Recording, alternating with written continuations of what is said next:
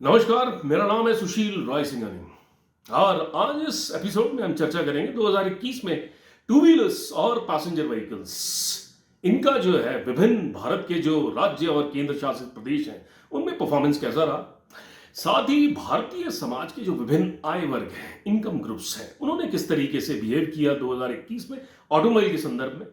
और साथ में चर्चा करेंगे टू व्हीलर्स और पैसेंजर व्हीकल्स की जो विभिन्न श्रेणियां हैं, जो विभिन्न सेगमेंट्स हैं, उन्होंने किस तरीके से बिहेव किया या परफॉर्म किया। बहुत सारा डेटा लेकिन विश्लेषण करेंगे और साथ में 2022 में देखेंगे कि इंडस्ट्री जो है किस प्रकार से बिहेव करेगी। ये मेरा आकलन रहेगा। सबसे पहले देखते हैं कुछ आंकड़े। टू व्हीलर रजिस्ट्रेशन, ये जो रजिस्ट्रेशन फिगर्स हैं, ये आरटीओ फिगर्स हैं, जो कि सबसे ऑथेंटिक डेटा रहता है। भारत के जो वाहन, भारतीय सरकार का जो वाहन पोर्टल है, उससे ये डेटा लिया जाता है। ये जो भी फिगर्स हैं, ये करीब 32 स्टेट्स और यूनियन टेरिटरीज के हैं, जबकि भारत में है टोटल 36, क्योंकि 4 स्टेट्स और यूनियन टेरिटरीज अभी भी पोर्टल पर नहीं है। वो है लक्षद्वीप और मध्य प्रदेश, आंध्र प्रदेश और तेलंगाना। तो हम चर्चा कर रहे हैं 32 की। 2018 के संदर्भ में हम कंपैरिजन करेंगे, क्योंकि तब इंडस्ट्री जो है पैसेंजर व्हीकल या टू व्हीलर्स की, वो अपने सर्वोच्च स्थान पर थी या सबसे पीक पर थी। 2021 में टू व्हीलर्स का परफॉर्मेंस बहुत ही खराब था। 29.4% की भारी गिरावट देखी गई। पैसेंजर व्हीकल्स में क्या रहा? जो गिरावट थी वो टू व्हीलर्स के कंपैरिजन में कम थी। 1.7% की गिरावट थी पैसेंजर व्हीकल्स में। अब देखते हैं कि टू व्हीलर्स में जो ग्रोथ थी, यदि किन स्टेट्स में ग्रोथ थी 2018 के मुकाबले 2021 में, केवल 3 स्टेट्स में पाई गई। वो भी लोअर वॉल्यूम जो है स्टेट्स थे, सिक्किम, अरुणाचल प्रदेश और मणिपुर। तो केवल 3 स्टेट्स में ग्रोथ थी। अब बात करते हैं कि पैसेंजर व्हीकल्स में जो ग्रोथ थी 2018 के मुकाबले 2021 में कितने राज्यों में थी? वो थी 14 राज्य या यूनियन टेरिटरीज में।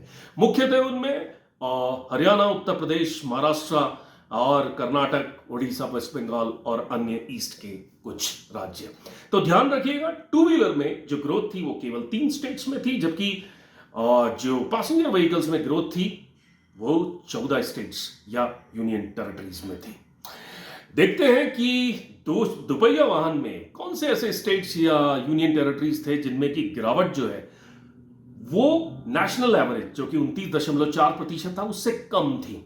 वो राज्य थे उत्तर प्रदेश, बिहार, छत्तीसगढ़, झारखंड, वेस्ट बंगाल एवं अन्य कुछ राज्य।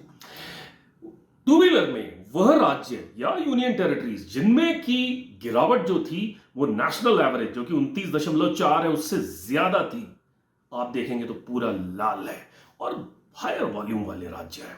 दिल्ली, पंजाब, हरियाणा, राजस्थान, गुजरात, महाराष्ट्र, कर्नाटका, तमिलनाडु, केरला, उड़ीसा।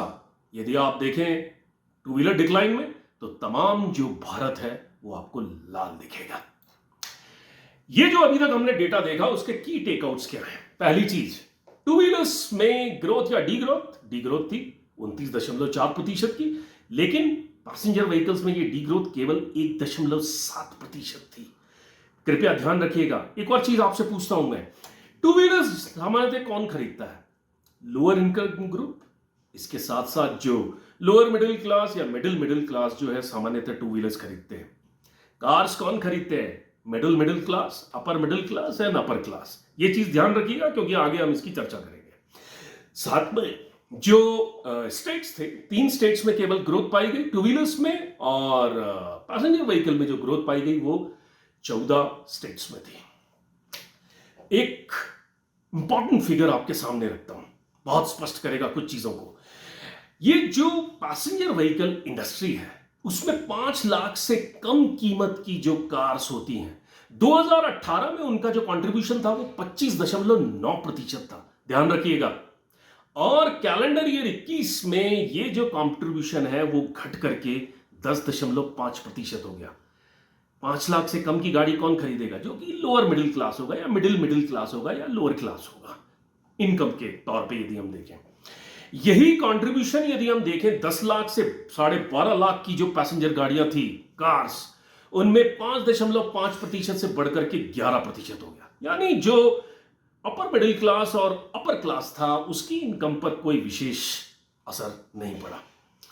अब आते हैं टू व्हीलर्स में क्या रहा। 70,000 से कम कीमत की जो गाड़ी थी उनमें जो डिक्लाइन पाया गया, उनकी जो डी ग्रोथ थी वो 41% थी।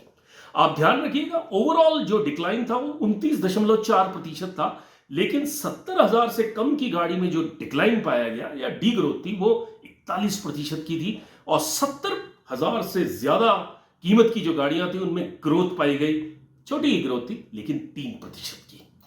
यह सब क्या इंगित करता है कि लोअर और मध्यम इनकम ग्रुप जो कि सामान्यतः एंट्री लेवल की गाड़ियां खरीदते हैं, उनकी स्पेंडिंग्स पर प्रतिकूल प्रभाव पड़ा। कारण क्या था? सबसे पहला, पेंडेमिक। काफी एस्टैब्लिशमेंट्स बंद थे, सैलरीज नहीं मिल रही थी और जो भी जमा पूंजी इस वर्ग के पास थी उसने ये खर्च कर दी पेंडेमिक के दौरान। दूसरा महत्वपूर्ण कारण, पिछले 2 या 3 साल में यदि हम देखें तो जो ओनरशिप कॉस्ट है या गाड़ियों की जो कॉस्ट है, वो चाहे एमिशन नॉर्म्स हो, सेफ्टी नॉर्म्स हो या बीमा से संबंधित नॉर्म्स हो, उसके कारण बहुत ज्यादा बढ़ गई है। इन दो कारणों ने एक आम आदमी के पास जो स्पेंडिंग्स के लिए जो जमा पूंजी थी वो खत्म कर दी, जिसने प्रतिकूल प्रभाव डाला हमारी ऑटोमोबाइल इंडस्ट्री पे, टू व्हीलर्स और पैसेंजर व्हीकल्स पे। कैलेंडर ईयर 22 में क्या स्थिति है?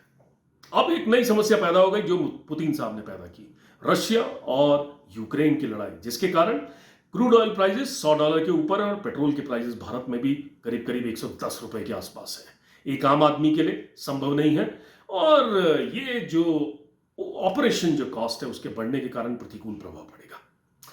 दूसरी चीज, इस वॉर के कारण जो कमोडिटी प्राइसेस है वो वर्ल्ड ओवर बहुत ज्यादा बढ़ गए, वो चाहे स्टील हो या एल्यूमिनियम हो। साथ में जो भारतीय रुपया है वो 77.5 के आसपास चल रहा है। तो जो भी इंपोर्ट्स होते हैं इन व्हीकल्स के लिए वो बहुत ज्यादा महंगे हो जाते हैं। इन दो कारणों के कारण मुझे ऐसा लगता है कि जो ओनरशिप कॉस्ट है या जो गाड़ियों की जो कीमत है वो इस वर्ष 2 या 3 बार अवश्य बढ़ेगी। तो ओनरशिप कॉस्ट बढ़ने के कारण ये प्रतिकूल प्रभाव डालेगी एक आम आय वर्ग पर। साथ में सेमीकंडक्टर्स की जो उपलब्धता है वो एक समस्या आज भी बनी हुई है और इस यूक्रेन वॉर के कारण ही और तमाम अन्य कारणों के कारण जो 7 से 8% की इन्फ्लेशन है, उसके कारण एक आम आदमी इन गाड़ियों को लेगा या पहले अपने सेहत या भोजन का ध्यान देगा।